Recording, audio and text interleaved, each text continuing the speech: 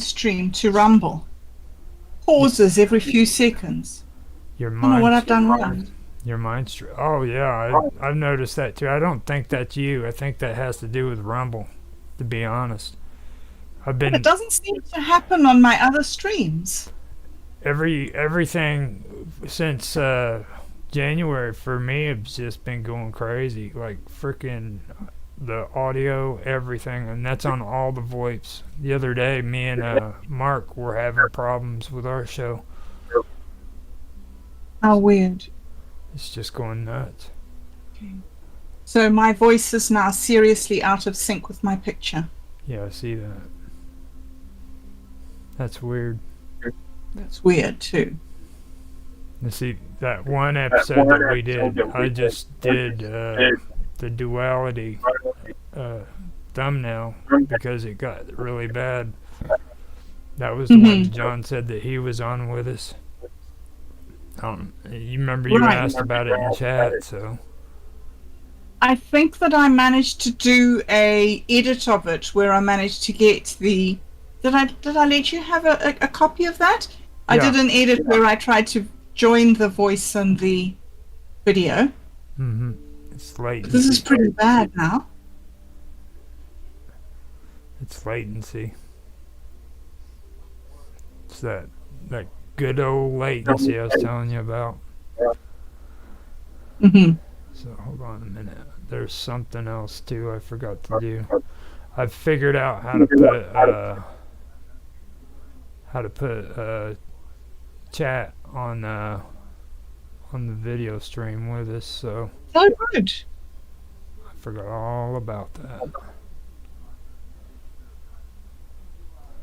Now I just have to get my mouse to work with me. Dude, come on then. No, don't sit on my mouse. Yeah. He said, "Is that a mouse?" Did you say that's a mouse? Doesn't look like a mouse, does it? No, it doesn't look like a mouse. Come on. Come on. He's like, "That's nonsensical." Kill the mouse. Kill the mouse.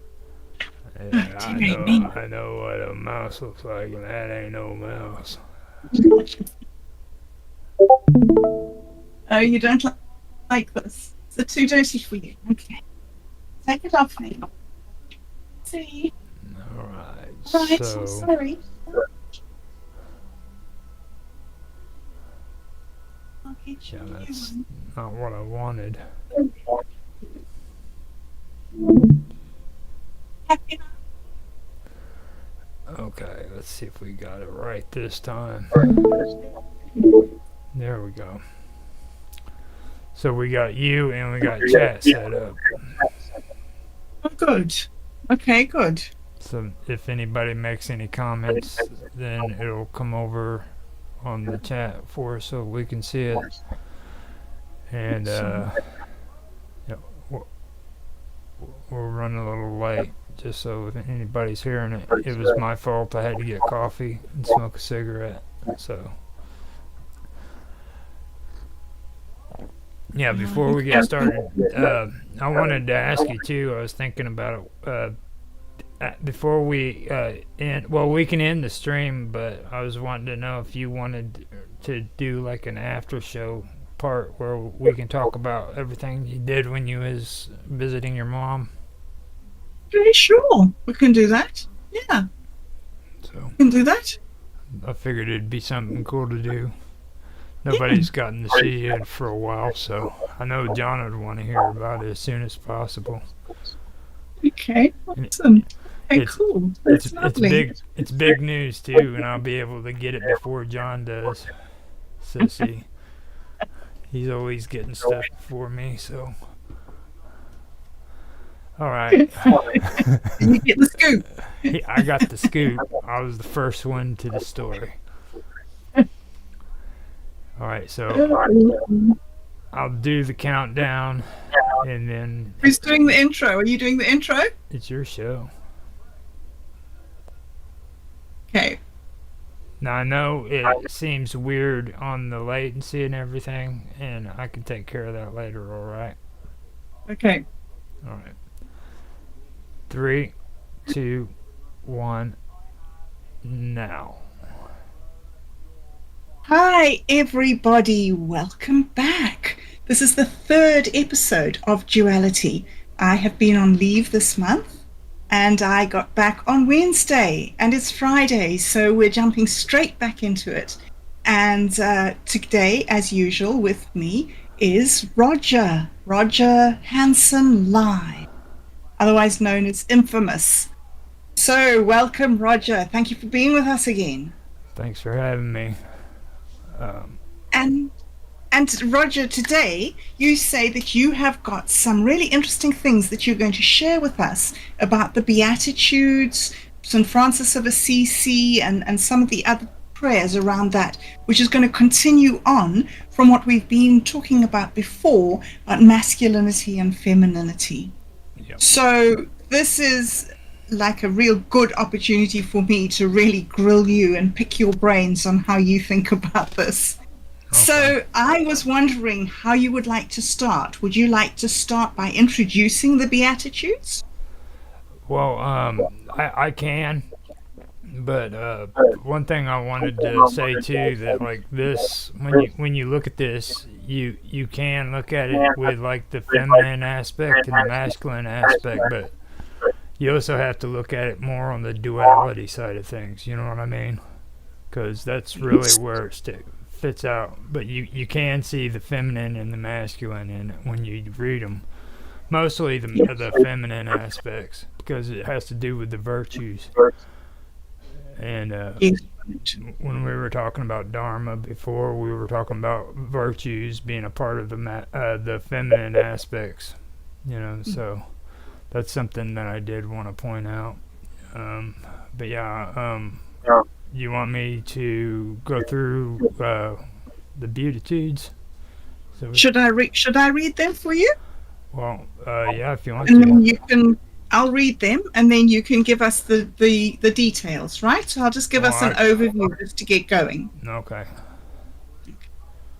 No, So, actually, if you want, I can kind of explain what they are. Okay. Yeah. So, All right. okay, so the Beatitudes are sayings from Jesus, and in particularly, there are 12 blessings that are recounted by Jesus on the Sermon of the Mount in the Gospel of Matthew.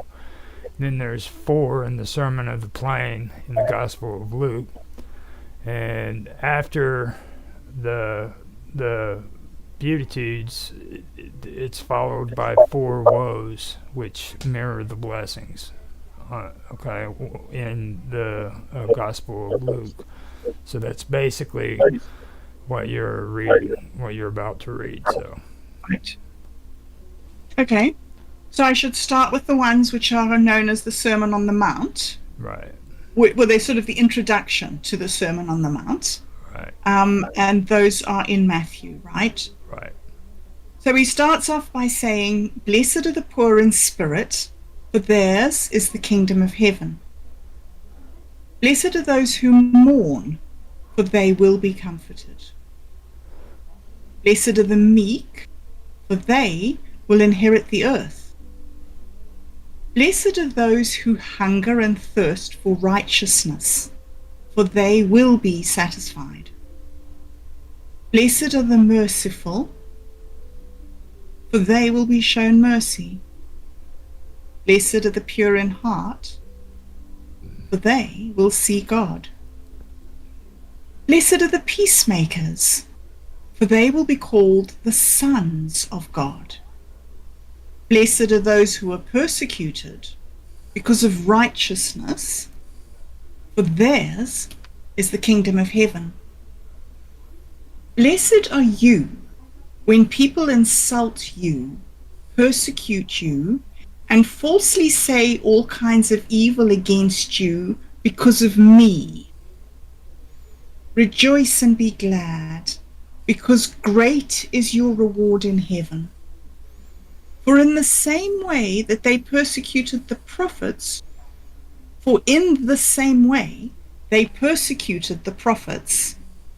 who were before you. So really strange and deep sayings there. And then Luke has a slightly different version. Luke 6, he says, looking at his disciples, he said, "Blessed are you who are poor, for yours is the kingdom of God. Blessed are you who hunger now, for you will be satisfied. Blessed are you who weep now, for you will laugh. Blessed are you when people hate you, when they exclude you and insult you and reject your name as evil because of the Son of Man. But woe to you who are rich, for you have already received your comfort. Woe to you who are well fed now, for you will go hungry. Woe to you who laugh now, for you will mourn and weep. Woe to you when everybody speaks well of you, for that is how their ancestors treated the false prophets." All right. So interesting. So what's your take on that?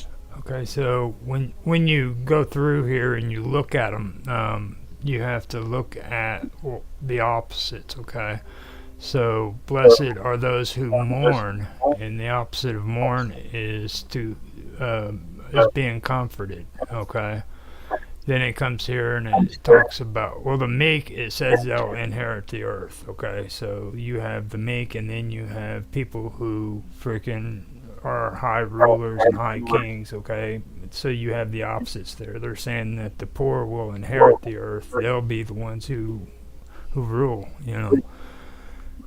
And then you have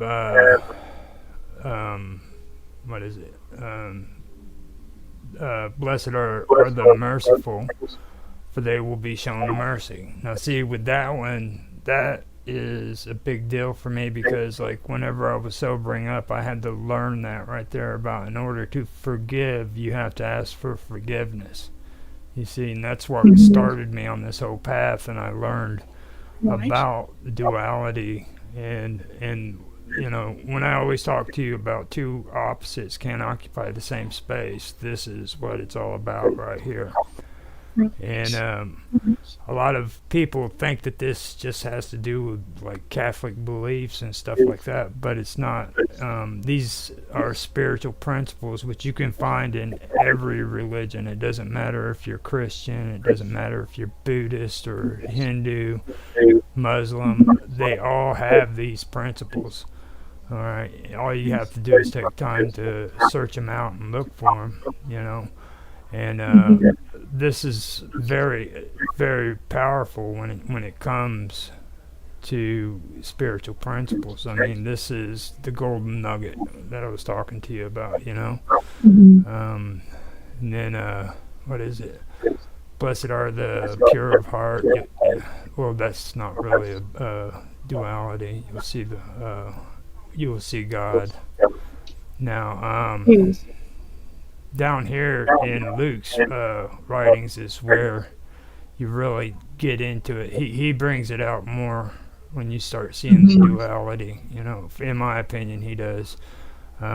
He says, "Blessed are you who are poor, for yours is the kingdom of God." And then, "Blessed are you who are hungry now, you will be satisfied." It's the complete opposite. It goes from hunger to satisfied. And then, "Blessed are you who weep, you will laugh." So you're going from weeping to laughing. And then down here, it talks about, well, I'm not going to get into the wolves, because those to me don't really have too much when it comes to duality, but what I've covered there is what it basically is. It's, you have the duality in the writing where he's talking about this is one thing, here's the opposite. They're pointing it out. The opposite of weeping is to freaking be happy, you know what I mean? and to laugh, things of that nature. So that's basically what I was wanting to get into with this whole part right here. So, like with you though, when you read this and everything, what did you take out of it? I find them very fascinating.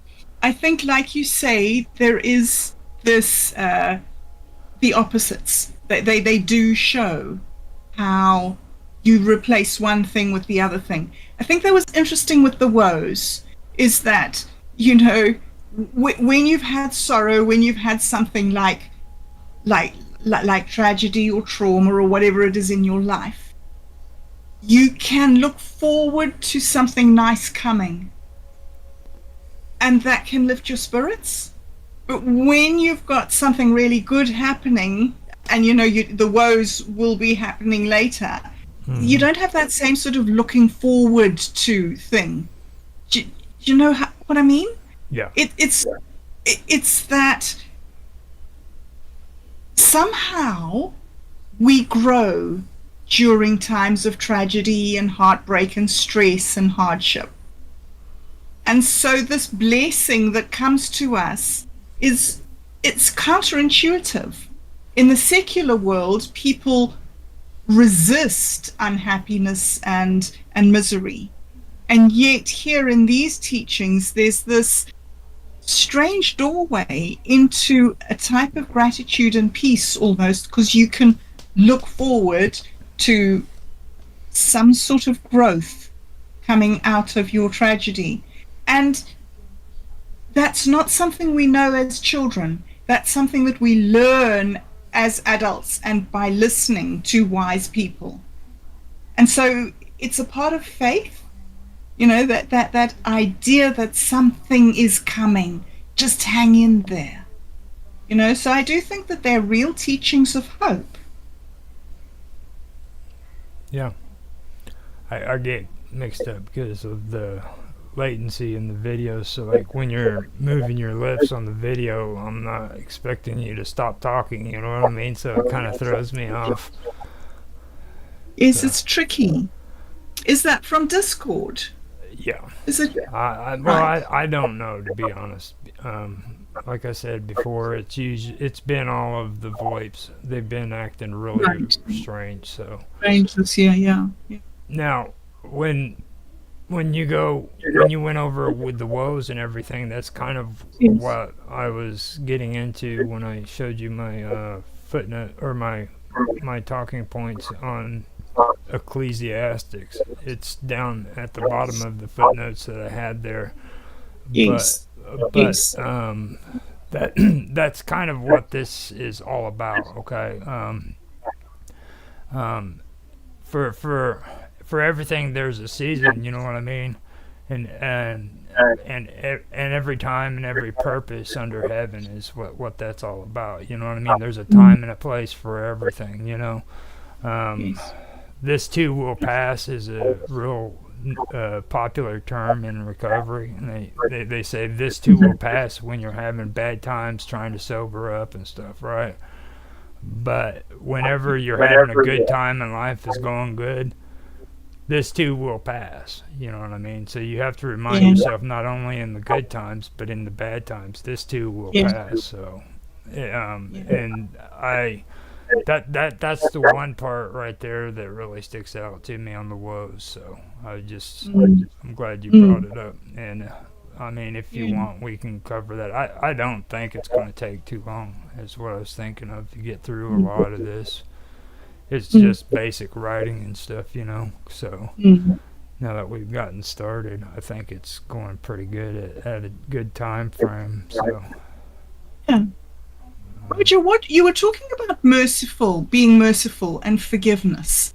Yeah. And I know that in the 12 steps, forgiveness is one of the very early steps after recognizing your powerlessness and after entrusting yourself to God. Forgiveness is one of the early things that you do, isn't it? No, actually, it's like the 9th step. It's. Oh, really? Yeah, like there's a whole process right here. What we're talking about right now, would be recognizing what your wrongs are before you go and ask for forgiveness. So whenever you go and ask for or actually it's not really asking for forgiveness, it's amends. So I want to clarify that. Like when you make an amends and you ask somebody for forgiveness, those are two different things. Like making an amends is an action. So when you go to approach somebody, you have to make amends to them, okay? And that means you tell them where you played a part in the situation, and you say that you'll do whatever it takes to make amends to that person. So when you do that, if they have something that they want you to do for them, as long as it doesn't hurt you or other people around you, or them even, you need to do it. You know what I mean? So that's an amends, and Right. that's one of the things that they forgiveness is important. It is a part of the process when it comes to it, but the amends is a total different area altogether. So but yeah, basically that part is like up in the ninth step of it. So But you say that that was where you learned to be merciful, is yeah, it? asking Right. people that I'd harmed and who had harmed me for forgiveness was probably the most humbling experience that I've ever had, because first of all, I had to learn where I played a part in the situation. You know what I mean? Okay. And when I went to that person with the part I played in it, they were more willing to forgive me for what I'd done to them on my side, of the street. And I didn't look at what part they played. I looked at what part I played. And when I did that, freaking, all I can say is it's really it's an amazing experience. You know what I mean? It just does something to you. It's like a weight's been lifted off of you. So Right. Right. So is that what is meant by blessed is? That weight lifting off you, is that the blessing? to me, it was. I mean, to be honest with you, and I know a lot of people when they get into spiritual things, they're more. The only way I know how to say it with the way other people do the whole spiritual thing is they make it more mystical. You know what I mean? And I'm not really a mystical kind of guy. Never really was. But I can tell you that, like, when I went and I did make my amends, it was a spiritual experience. Really, it was because of the weight that was lifted from me. I could feel like a burden that was gone. You know what I mean? Because I went to people who were my enemies and I asked them for forgiveness, and they were happy to give it to me. Wow. It's just, it really is an amazing experience. So one of the things that I read, let me just look it up here. Hold up. It says, "Blessed are the peacemakers, for they will be called sons of God." Yeah. That really struck me when I read it this morning when you sent it through. They will be called sons of God. Because sons of God, that's sort of about your character, isn't it?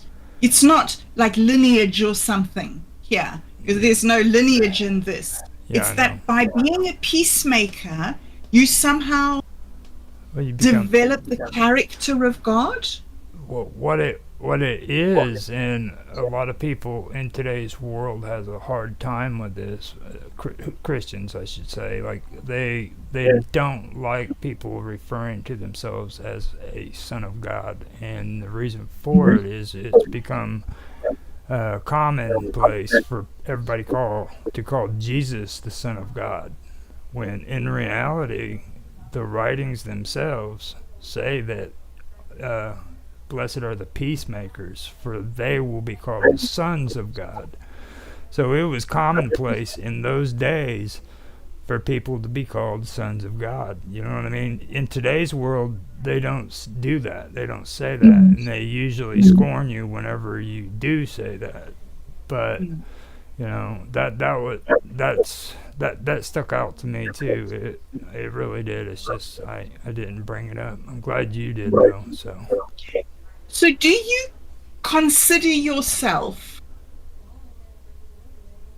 after having the spiritual experience that you've described just now, do you consider yourself to be a son of God now? I don't take religious stance on stuff at all whatsoever. I don't follow any form of religion. I believe in spiritual principles, but I don't follow the Buddhist religion or the Christian religion. I'm not a Muslim. I'm not a freaking Hindu. I don't follow any kind of religious order. So isn't that what God wants from us? Isn't that, I mean, if you go searching through all these great sermons in all these different religions that you've just mentioned, there's this sort of similar voice that keeps on coming through. Is that, for me, I think that's God. That's some thing, I don't even know what the word is, divinity, nirvana, holiness, the universe.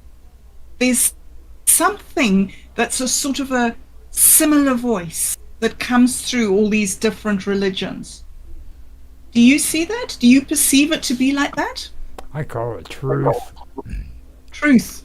Mm-hmm. Yeah. When you hear the truth, you can't deny it. And people can get mad about it. People can be happy when they hear it. People have different reactions to it, but you can't deny that it's not the truth. And it doesn't matter what the conversation is about. When you hear somebody tell you the truth about anything, you always know that it's the truth. It's a thing, right? So that's the thing that gets me when I think of stuff like that. I think of it's the truth, and there's truth in everything. If you with this right here, a lot of it, it taught me about discernment. So and people don't really understand, like when I'm listening to them, okay, I actually can hear a lot more than what they realize. Like, I actually know what it is they've learned, what they haven't learned about that topic, if I've freaking studied it and I've listened to it and I've learned about it, you know. So for me, the best way of discerning information is to listen to people, you know what I mean, and the way they handle themselves and what they're talking about, because usually people who say they've done this or they've done that really haven't, and everybody just falls in line and they believe it and they don't listen to what these people are saying, you know what I mean. So first you have to learn how to discern what's true and what's false. And what we're getting into here is a tool for how I've actually learned how to listen to people and decide for myself, are they telling me the truth or are they deceiving me? You see, because there are people, a very good skill, you know, because there are people out there that do want to deceive you and they want to tell you things that aren't true, you know, make things up and things like that. And I don't want to be those people, you know what I mean? I don't want to be one of those people. So what I do is I learn how to discern the truth from the false, and this is how I do it, you know. I hope that was so interesting. Hope that was the answer you was looking for. I was looking for the truth. The truth. So, blessed are those who hunger and thirst for righteousness, for they will be satisfied. That sounds like what you've said. It sounds like there is your discernment there because you are actually searching in what's being said for what's right, what's, true, what's pure Mm-hmm. in a way. And when you do search for it, you find it, so they will be satisfied. When you look, you do find. All right. I mean, sometimes you don't like what you find. Sometimes you find a negative thing, but you find it, don't you? Yeah. Yeah. And it's this process of taking responsibility for looking for the blessings, for looking for the positive way. All right. See, that's one thing that I have to work on is looking for the positive, and because for me, I've taken a different path on that attitude. Like, a lot of people say that like you have to overlook the bad and stare at the good, and the bad will just go away. You know what I mean? But Mm-hmm. I've learned that there's good and there's bad, and I have to recognize the bad just as much as I do the good. So, in order for me to see things with balance, I have to understand that there's just as much bad in the world as what there is good. Okay. Yes. And it's really hard for people to understand that. And the best way I've learned to understand it is there's a saying that you can't see through the forest because of the trees, okay? Well, my best answer to that is you don't want to look through the forest. Why not stop and look at each tree and find out what's going on there? You know what I mean? And eventually you'll be able to freaking see through the forest and know what the trees are all about. Mm-hmm. You know, Mm-hmm. don't try to overlook the trees so that you can see on the other side. You know what I mean? And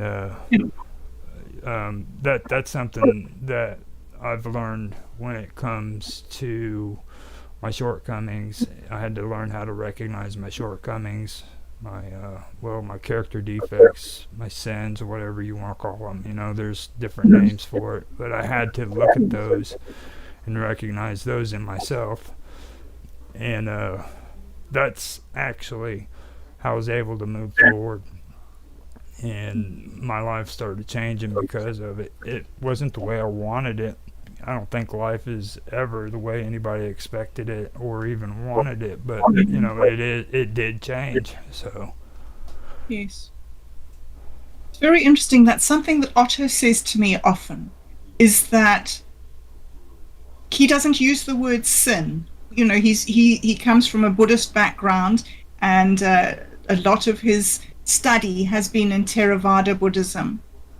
And he's also, like you were saying earlier, nuts and bolts. There's no sort of like fancy ritually religious stuff.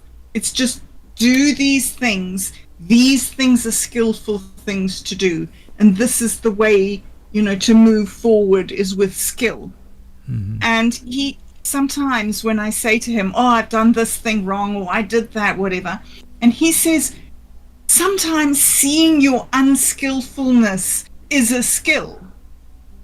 It sounds like what you're saying is that you sometimes just have to be able to evaluate yourself like that from a distance in order to be able to step away from those, whatever shortcomings, weaknesses, whatever they are. Well, it's for me. I have to if I'm doing everything the way I'm supposed to be doing. I'm supposed to be keeping inventory of myself, and I'm supposed to be doing this on a daily basis. Now, Okay. It sounds complicated and overwhelming when you first hear that. Oh my gosh, I have to do that every day. Well, it is hard at first, all right. But the thing of it is the more you do it, the better you get at it. And I've had conversations with other people in gaming, in the gaming community, because I like to do video games and stuff too on video stream. And the thing that they hate the most, because gamers are lazy as shit and they don't like to actually do stuff, But the thing they hate is repetition. They hate it. They hate that word with a passion, and I tell them it's about getting a habit formed to where you're doing something on a regular basis, and the more you do it, the faster you'll get at it, and the better you'll get at it.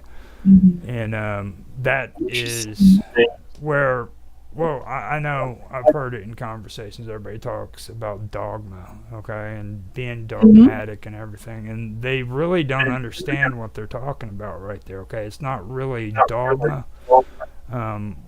What it is these people are going through a procedure. It's a process, okay, that they're doing that's creating change within their life, okay. And duality, a lot of people like to clump that up with being dogmatic, and it's not, because what it does is it creates change within you, where you change from the negative to the positive, okay, where you know what the opposite of the negative is, and you focus on the positive. Where me, I'm having issues with it, I'm right dead in the center, you know what I mean? Where instead of trying to focus on the positive and just blank out the negative, I'm not doing that. I'm actually in between, and that's kind of what I was trying to get at before. You know what I mean? It's a kind of in between both. I'm not saying either is good or either is bad. I just know they're there. You know, so. Okay, so let me try to understand you here. You're saying, I think, that both positivity and negativity play a role, and you need to somehow stand between them and be able to mediate them in your life. Did I get that right? You need to recognize them, not control them. You need to recognize them, not control them. Don't try to control the good. Don't try to control the bad, because life's gonna happen, okay? And that's what it's all about. Life is going to happen. The best thing I can control is myself, you know. That's the only thing I have true control over. And when I say myself, I'm not even talking about the physical self. I'm saying, like, the way I react to situations, the way I feel, my emotions, things of that nature, my way of thinking. I can change those things. Okay, I can have a good day whenever I want it. All I have to do is choose to have a good day. I don't have to wait.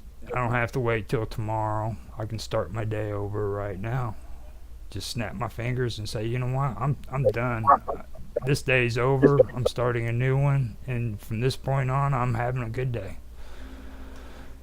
I can tell myself How do you do that, Roger? Huh? How do you do that? Is that just emotional strength? Have you always been able to do that, or is that a skill that you've learned? I've had to learn it. I've literally had to learn it. There's another saying. Have you ever heard this before? Sometimes the best part of the day is when you go to bed.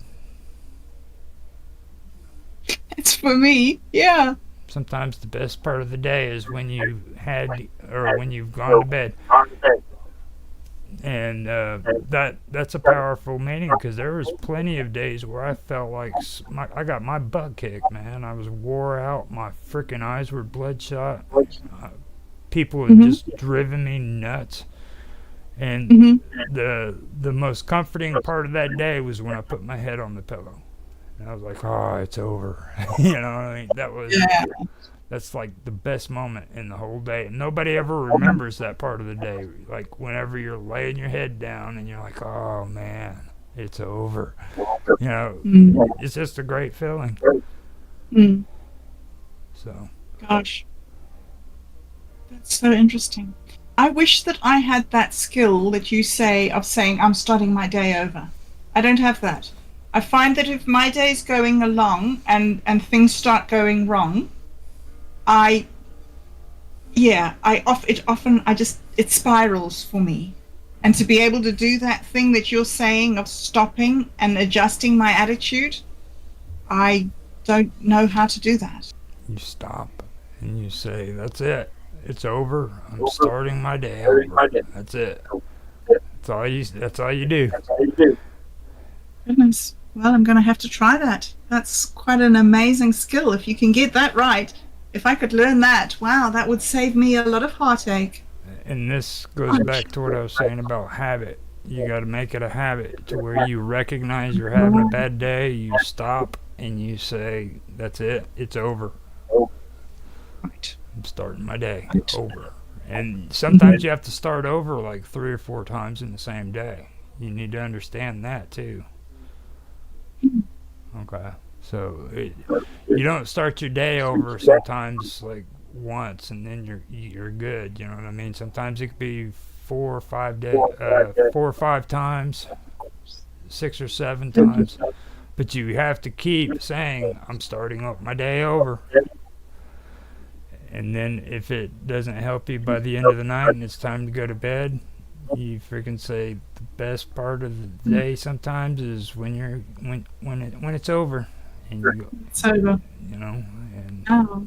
do the same thing So the next day. when you look at these, right? When you see this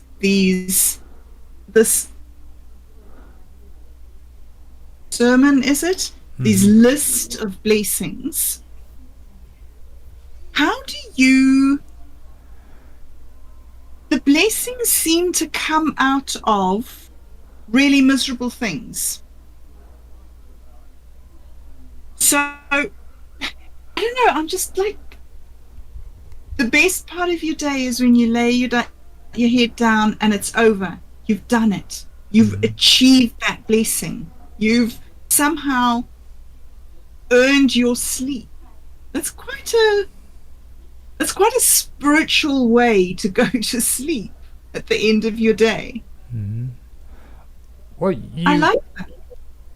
Also, let's take a step back a little bit and talk about the feminine aspects of Dharma we talked about before. Okay, now remember I told you there's only 2 aspects that are feminine from Dharma, and that's virtue and purification. Right. Okay, so what we're reading here is the virtues of Christianity. Okay. Mm-hmm.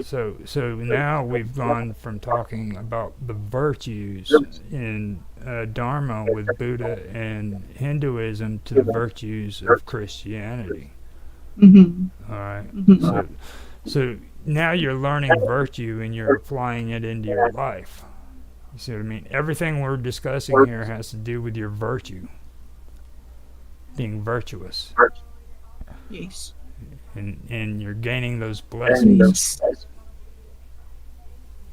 And yet I'm also getting from you, as I listen to you, I'm getting from you that you need this masculine attitude of the strength and determination and self-control in order to put these virtues into practice.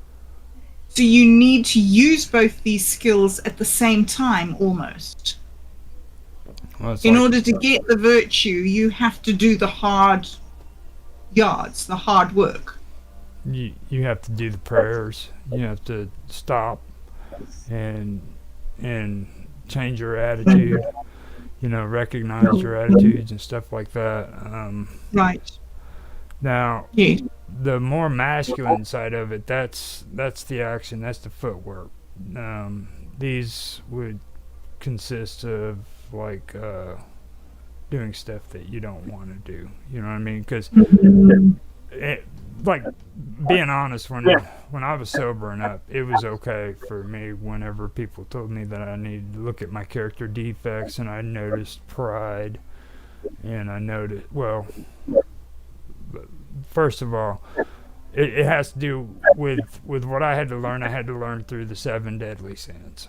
Okay, that was one of the things, and I learned about my pride. I learned about all the other bad things I had, which freaking I could do without really much actions. I'd do the prayers. I'd freaking, or I did the prayers, I did the meditation, I read the books, did everything they said there. I even went to meetings, which actually would be a masculine part of it, because that's something that you have to do. It's like people in church having to go to church. You know what I mean? They do that. Yeah. That's the masculine part of it. That's their duty. So those were things I had to do. You know, but Mm. when they start talking about gluttony, you know, and things of that nature, and laziness and stuff. Those are things that are really hard, that are really stuck into your Mm. freaking psyche. You know what I mean? Mm. Mm. And they're really in there tight. So in order to do those things, you have to freaking take actions, and that's Yeah. where the rubber hits the road, basically. Mhm. Mhm. It's it's kind of a give and take on both masculine and the feminine when it comes to the process, because you can't do one without the other. You know what I mean? Mm. These are mostly all feminine from what I've seen, though. There's a lot of feminine in it, because it has to do mostly with love, in my Okay. opinion. Right. Yes. You know, So you mentioned the prayers earlier. Is mhm. that the prayer of St. Francis of Assisi that Yes. you're mentioning? Shall I Um, read it? Shall we discuss it a little bit? yeah. Now, before you do that, though, let me also say that the prayer of Saint Francis is actually an anonymous text. Yes. It's, even though it's called the prayer of Saint Francis, it's also called the peace prayer. It's also the simple prayer for peace. Mm-hmm. And it's also got a few names, um, but usually it's known as the Christian prayer for peace. Now, a lot of people associate it with Saint Francis of Assisi, but none of it's not in any of his writings, and the prayer uh, doesn't really go all the way back to Saint Francis of Assisi. It actually starts in 1912, and it was in France. It started out in a small magazine called The Little Bell, and published by a Catholic organization in Paris named the League of the Holy Mass. So, before you read this, I want everybody to understand this wasn't actually written by Saint Francis of Assisi. You know what I mean? Yeah. And the author was actually anonymous. So, but they Mm-hmm. do think that it was a guy by the name of Esther Bocoro or something like that, some weird French name. So after, Okay. so after saying all that, go ahead. All right. So the peace prayer then. Lord, make me an instrument of your peace. Where there is hatred, let me bring love. Where there is offense, let me bring pardon. Where there is discord, let me bring union. Where there is error, let me bring truth. Where there is doubt, let me bring faith. Reg, wrap me. Where there is despair, let me bring hope. Where there is darkness, let me bring your light. Where there is sadness, let me bring joy. O Lord, grant that I may not so much seek to be consoled as to console, to be understood as to understand, to be loved as to love. For it is in giving that one receives, it is in self-forgetting that one finds, it is in forgiving that one is forgiven. It is in dying that one awakens to eternal life. All right, Must be one of the prettiest poems ever. that was great. Now, like right here, is where the rubber hits the road. This is where you go from being one person into another one. That's the change. That's the golden nuggets. You know what I'm saying? This can change anybody's life. You don't have to have any mystical happenings that happens in your life. I deal with a lot of people on this stream that talk about seeing ghosts, seeing spirits. People that talk about, things that are mystical, you know what I mean? But you don't have to have all of that to have a spiritual life. You know what I mean? And this right here can do that for you. Now, when you look at these, this is the duality of it all, okay? The opposite of love is hatred. Where there's offense, there's pardon, discord, union, error, truth, doubt, faith, despair, hope, darkness, light, sadness, joy. It's all there. That's the duality, okay? Right. And what I have to do is I have to be able to recognize when I'm having a bad day. I have to stop myself, say it's time to start my day over. Recognize what's going on. Is it hatred? If it's hatred, I have to stop feeling hatred and start feeling love. Yeah. Okay. Yeah. If there's an offense going on, I have to give pardon. Okay. Yes. If there's discord, I have to freaking feel. There has to be union. You know what I mean? Things of that nature. So all of a sudden, I'm looking at what's going on, and I'm freaking saying, okay, I have to go from this to this.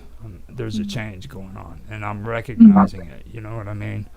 So that's something that is very important, and it's a powerful tool.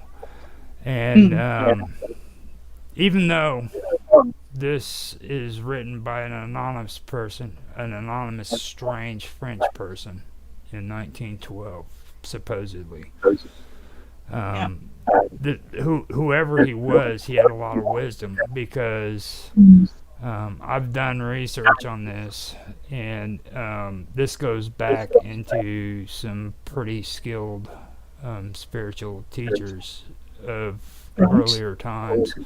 So, would you mind reading the Golden Sayings of Blessings by Gauls of Assisi? See, it's right. Okay, hold up. Where are you, Giles? He's right underneath. Yes, no, right underneath. I've got the Golden Sayings of Blessed Giles of Assisi. Right. Blessed is he who loves and does not therefore desire to be loved. Blessed is he who fears and does not therefore desire to be feared. Blessed is he who serves and does not therefore desire to be served. Blessed is he who behaves well towards others and does not desire that others behave well towards him. And because these are great things, the foolish do not rise to them. Wow. That's... Mm-hmm. And wow.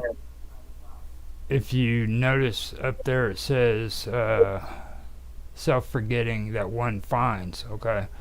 So in order for me to find a new life, I have to learn how to self-forget. A lot of people don't understand what self-forgetting is. I have to forget myself.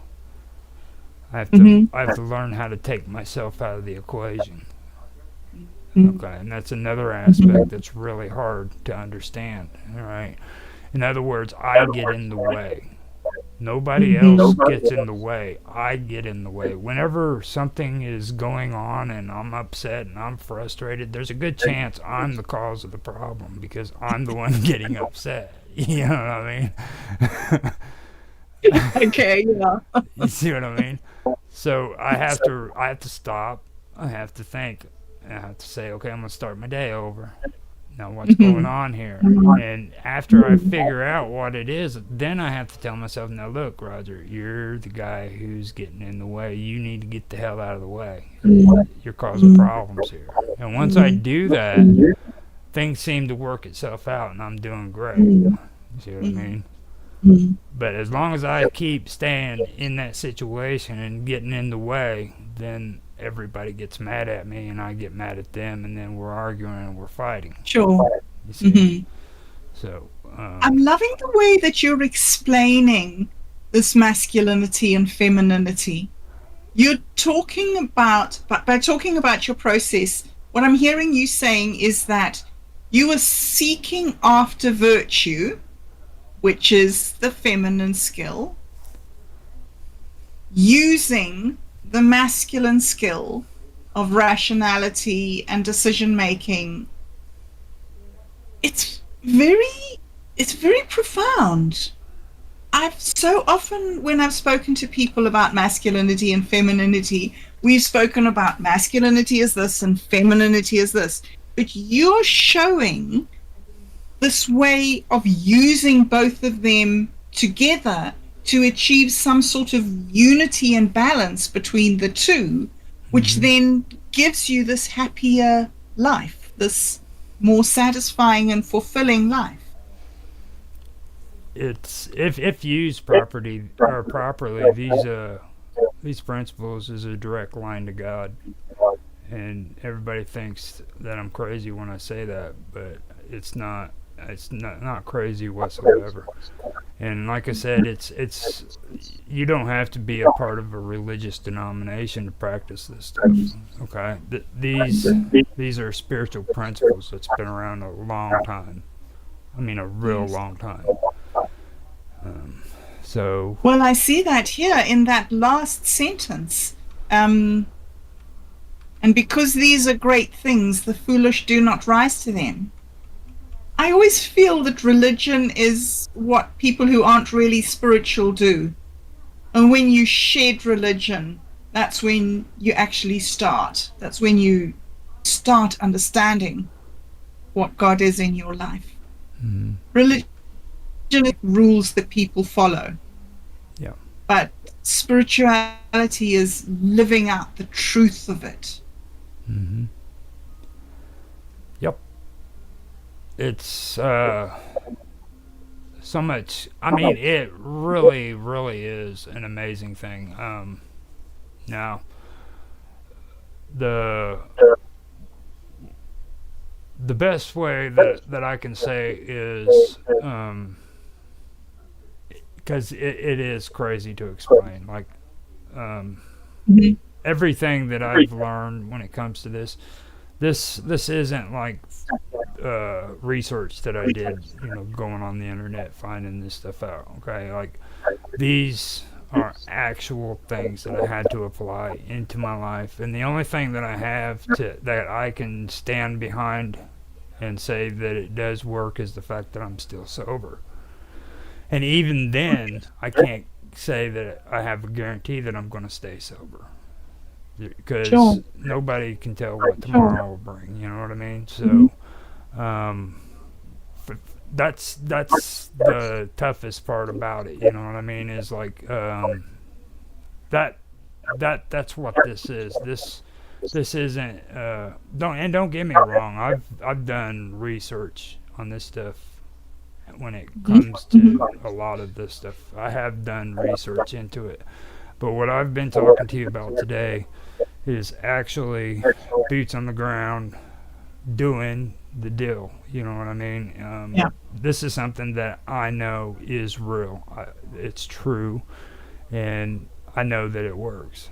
And I can't explain it because a lot of the stuff that's happened in my life and the changes I've gone through happened without my knowledge. I don't even know how it happened. It was like something came in and distracted me from drugs and alcohol and made me curious about this over here.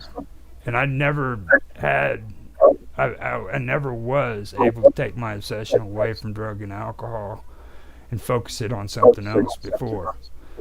Mhm. So something did that to me, and I have no explanation what that was. How amazing. Okay. Isn't it amazing? It happened to me too.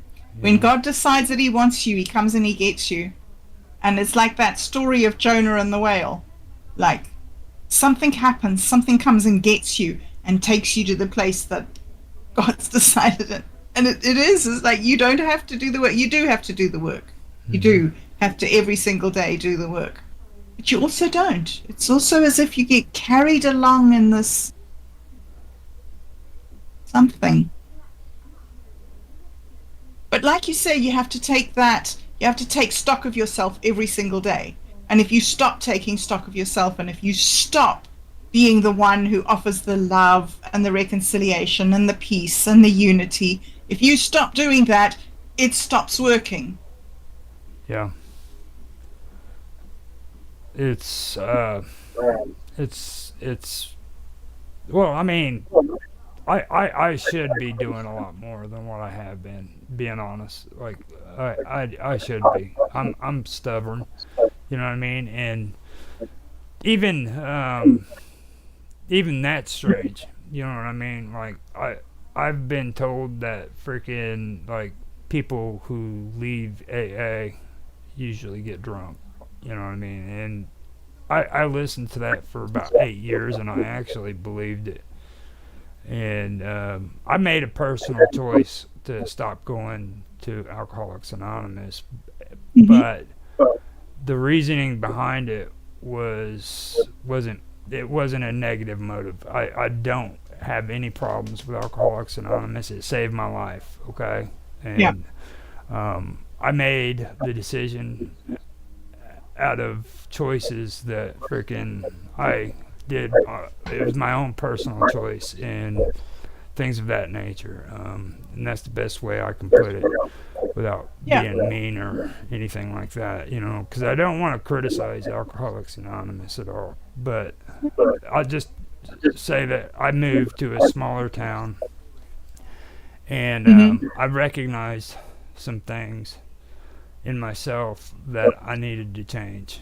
And this is a different process that happened, which I didn't realize what was going on with it at the time. Now, what people who are addicted to drugs and alcohol have a tendency of doing when they sober up is they get really happy, okay? And life Yeah. rotates around freaking AA and NA and all these 12-step groups. Right. And they don't want to take responsibility for the things that are really important. Okay, they like to stay stuck in the meetings and stuff, Okay. and not really take care of what needs to be going on at home. And Mm-hmm. that's kind of what I became. I became that person who all he Right. wanted to do was talk about God, go to meetings, and stuff like that. Well, Mm-hmm.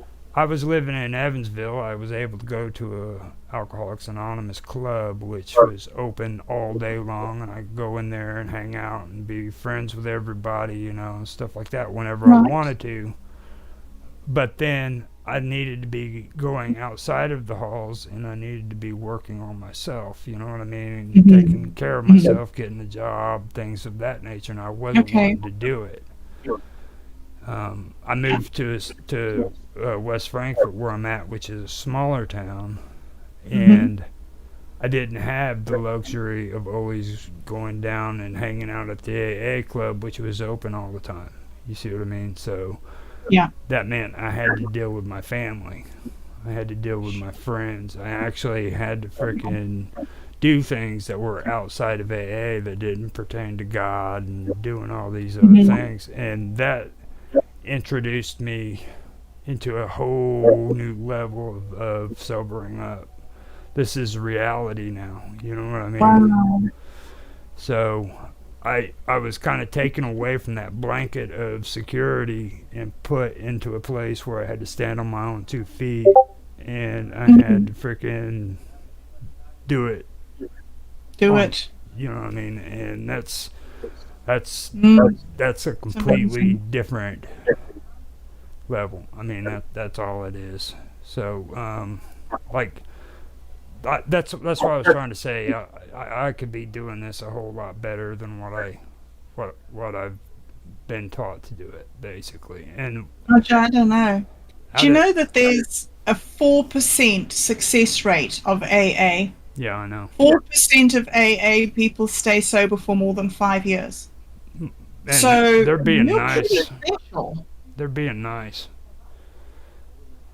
You You're know. pretty amazing. Like you say, you're not doing really well, but I mean, you're doing better than 96% of people. Well, I mean, you do know So what recovered is, don't pretty you? good. You Recovery, what? no, you know what recovered is. You know what a recovery, or you know what a recovered alcoholic and drug addict is. It's a dead No. it's a dead drug addict and alcoholic. They've recovered when they're buried. That's And you go to heaven. Sounds like you've recovered from life. Yeah, right. so Wow. you're always Wow. in recovery until So you you're die. always doing it. So when you hear That's people so incredible. when you hear people calling themselves a recovering alcoholic, they could be 20, 30 years sober. You know what I Mm-hmm. mean? It's amazing. So it Amazing. and there's no guarantees on tomorrow. So Mm. that's kind of what it really comes down to. So you need to learn Sure. how to live your life for today. Tomorrow, Yes. how is it? Um, Today's the present. Oh, Tomorrow right. is, Mm. how does that saying go? So how does that go? Today, yesterday, The I know that. Today's the present, and so that's why it's a gift. yeah, What? yeah. Tomorrow is no guarantee. Yesterday's happened. Today is the present. And that's why it's a gift. I What's think a it's something gift? like that. Yeah, something like that. Yeah, Yeah. yeah. But there's a purpose for that, and people don't know what that means unless they've had to live it. You have to stay focused on what's going on today. Do the task at Mm-hmm. hand. Don't worry about what's happening 5 steps from now. Do what's in Mm-hmm. front of you. What the next right thing is. You know what I mean? Just do the next right thing, and your life will be Next right fine. thing. So, Wow. and You we see, have that for me is far more profound. That for me is far more profound than going to church or observing rituals or burning incense or whatever it is people do. It's like to have that strength of I don't know even where the strength comes from, but to have that strength to just keep on doing it now. Like mhm. grit your teeth and do the task. You know, It's when I used to play World of Warcraft, they used mhm. to have dailies. Do you I don't know in the games that you've played, you have these daily, like every single day you had to go in and do these little quests, like go and pick your 5 flowers or kill your 3 teddy bears or whatever it was. And then after however many times you did it, you'd get your 1 achievement point. Mhm. And I was thinking of that earlier when you were saying people don't like repetition. One of the one of the most important things I learned from gaming was how to do the same thing every day, Mhm. because it like taught me that I had to wash my dishes every day. I had to make my bed every day. I had to do these things, and you have to. And if you stop, everything just goes away. All the progress that you've made goes away, boom, in one day. And you Mhm. could have been doing it for 10 years or 15 years or 30 years, and you spend one day not doing it. You've like Yep. blotched your copybook. Yep. That shows you how important all that repetition is. If you keep it in mind that you're doing this stuff so that you can feel good at that time, then you'll be all Mm-hmm. right. But if you Yeah. think that freaking the stuff you're doing is ensuring freaking that you have a better day a week or a year from now, then you're going to be sadly mistaken. Yeah. You see what I mean? Yeah. Because eventually that's all going to vanish if you stop doing what you're doing on a regular Yes. basis. You know what I Yes. mean? Yeah. Indeed. So Indeed. it's Well, we have one more prayer, I think. Do we have one more prayer to talk about? Oh, we've got two. We've got the the now golden the golden sequence. golden sequence. Yes. This is a strange one. Now the golden sequence. There really isn't a good way of reading this off. To be honest with you, it's something that goes back, and it like the golden sayings of blessed Gaius of Assisi, whatever. Um, Mm-hmm. his stuff comes from this. It's called the Golden Sequence, and this is Right. what a lot of the Catholics believe in, and it was used in the early churches. So it, it's not really a prayer, but it's just like Okay. a sequence. Um, Oh, right. so if you want, Sequence of thinking. All right. Let me read it. okay. Um. It's kind of confusing too when you read it, so just kind of read it Okay. out and hopefully it sounds good. Okay. Let's give it a go. Okay. All right. So, come, Holy Spirit, and send out from heaven the ray of your light. Come, Father of the poor. Come, Giver of gifts. Come, Light of hearts. Greatest Comforter, sweet Guest of the soul, sweet consolation. In labor, rest. In heat, temperateness. In tears, solace. O most blessed light, fill the innermost heart of your faithful. Without the nod of your head, there is nothing in man, nothing that is harmless. Cleanse what is unclean, water what is parched, heal what is wounded, bend what is inflexible, warm what is chilled, correct what has gone astray. Give to your faithful who trust in you the sevenfold gift. Give virtue's reward. Give salvation's aim. Give joy eternal. Yeah. Wow. It's a powerful prayer. Mm-hmm. It is that's basically where all of this stems from. Whoever wrote the St. Francis prayer was a genius, is all I've got to say. All right, because this is where he pulled most of his material from. I mean, and they don't know who he is, but like I said, he was a genius. It doesn't matter that he wrote that in the early 1900s or back when Francis Assisi was alive. He was a genius. He knew what he was doing. So Yes. now Yes. on the seven deadly sins, do you want to cover that or do you want to hold off and do it later? Seven deadly sins. Well, I think that we've been going for about an hour now, so maybe we should take a break and then come back next week and look at this again. I don't know. Would you like to carry on going now? Well, it's How do you feel? it's really short. I can just kind of go over what they are and everything. Okay. I think Okay. I think after that, if you want to, you can read that Ecclesiastics for me. I think that would be cool. All right. That's a good one. Okay. Do the seven deadly sins for us then. Okay. So first, before I get into the seven deadly sins, I'm going to do a short explanation. Roman writers such as Horace extolled virtues, and they listed and warned against vices.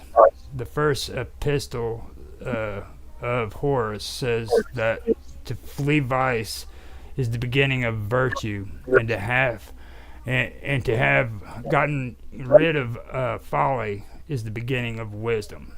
So that's where these seven deadly sins came from. Okay. Now, Quintus Horatius Flaccus is what I guess his birth name was, but he's commonly known as Horace.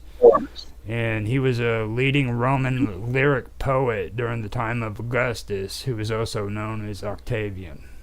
And the epistles, or the letters of Horace, were published in two books in 20 BC and 14 BC, respectively. And this is where the list of the seven deadly sins stem from. There's more people that were involved with it throughout history, but this is where it originally stems from. If anybody, okay, so with that being said, I'll make a list I'll list out the seven deadly sins and their opposites. Because, like I said, two opposites can't occupy the same space. So you have to recognize what the deadly sin is and replace it with the positive. Out with the negative, in with the positive. Okay, so here it goes. Lust is the first deadly sin, and the opposite of it is aversion and apathy. Okay. Gluttony is the second deadly sin, and its opposite is moderation and abstinence. Now, the third deadly sin is greed, and the opposite of that is generosity and indifference. The fourth one is sloth, and the opposite of sloth is initiative and diligence. Now, then you have the fifth one, which comes to wrath, and the opposite of wrath is happiness and patience. Okay, and I know it sounds weird hearing patience with wrath, but believe it or not, it actually is an opposite of it. So now we come to the sixth deadly sin, and that's envy. And the opposite of envy is generosity. And the last and final one, which is pride, comes humility. Now, that's a big one. That's the one you really have to be careful for, because before pride, or before death comes pride. You know what I mean? So, like, pride will kill you. Just so you know, pride will kill you. So, and a lot of people like to say pride is a good thing. You're proud of this, proud. No, it's not. There's no such thing as good pride whatsoever.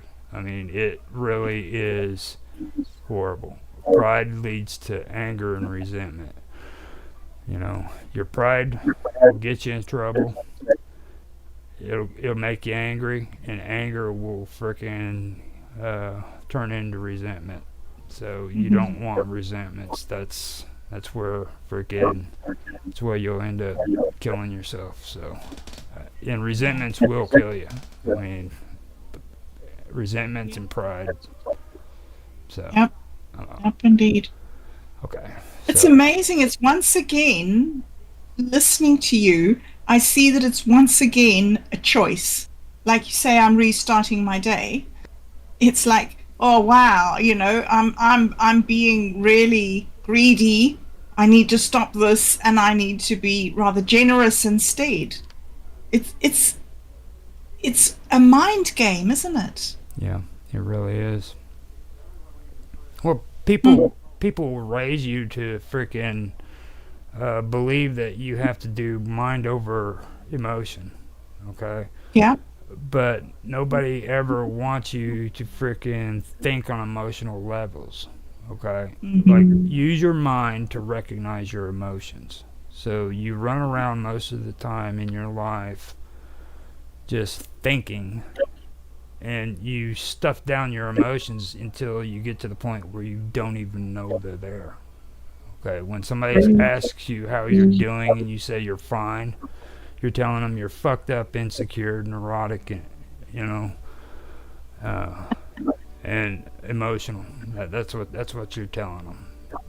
You know, and that's true. It Yeah. really is, because nobody's Yeah. fine. That's not even emotion. Okay, No. No. you know, if you're Hmm. if you're happy, you need to look happy. You know, how are you telling everybody that you're okay and you're happy when you got a frown on your face and you're upset? You know, that means you can't recognize your emotions and what's going on at the moment. Mm. So Mm. that's what this is all about. Like, it's Mhm. recognizing, learning how to think on emotional levels. Yes. So, Yes. And then do something about that. right. Yeah. And Oh, that's yeah. exactly what it is. Mm. I So, find it very helpful to have this list. I have, I know the list of the seven deadly sins. I've come across it often in my life. I haven't ever before, until today, come across the opposites of it. I've always had like, don't do this, but not do this instead. This mm-hmm. is supremely helpful Yeah. to have the actual antidote, if you Mm-hmm. like. And it's been handed to you. It's been there all your life. It's just It's been nobody there all my life. nobody's ever told you.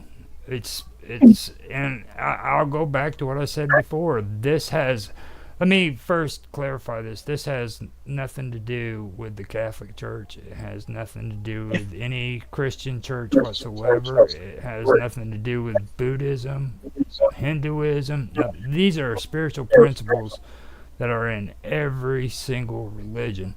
And every person on the face of this planet who's been involved in religion has been taught this. They just haven't Right. been told about it. They don't know Yeah. that these are the solutions. Yes. But Fascinating. So it, good. it's amazing. And you can find them everywhere. Yeah, I've been thinking that. I thought yesterday, I don't know when it was, I think so in the last couple of days, I've been thinking there's one template for the human mind. And it doesn't really matter what culture you're brought up in or what religion you're brought up in. You're still made human. You have this brain that operates like brains operate. Mm-hmm. And so, in so many of these religions, the things that changes are the words, but the deep principles, if you go beyond the words, if you go right into what the words really mean, it's the same every time. It's the same thing. Be nice to each other. Don't kill each other. Be Mm-hmm. generous. Be kind. It's not rocket science. It's just Yep. being a good person. You want to read Ecclesiastic? Ecclesiastes. Yeah, sure. This is Ecclesiastes. beautiful. All right. So Ecclesiastes 3 1 to 8. To everything there is a season and a time to every purpose under heaven, a time to be born and a time to die, a time to plant and a time to pluck up that which is planted, a time to kill and a time to heal, a time to break down and a time to build up, a time to weep and a time to laugh, a time to mourn and a time to dance, a time to cast away stones and a time to gather stones together, a time to embrace and a time to refrain from embracing, a time to get and a time to lose, a time to keep and a time to cast away, a time to rend and a time to sow, time to keep silence and a time to speak, time to love and a time to hate, a time of war and a time of peace. Pretty good. Yeah, Pretty cool. And neither of those are put above the other. It reminds me of what you were saying about Zoroastrianism and Mm-hmm. how good and evil, neither one is more important than the other. They just both are. Mm-hmm. Now, in the Christian belief in Judaism, even the Jewish belief, they believe in God's will, that God controls both the good and the evil, and it's God's will. So there is a shift there, when it comes Yes. to that. So, Yes. but I mean, the message is basically the same. You know what I mean? Like when you look at right there what you just read, there's a season. There's a time and a place, you know what I mean? This too will pass, like I said, Those two will pass. it doesn't matter if it's a good time or a bad time, this too will Yeah. pass. So, Yeah. And then it'll come again. Goes round and round as the seasons do.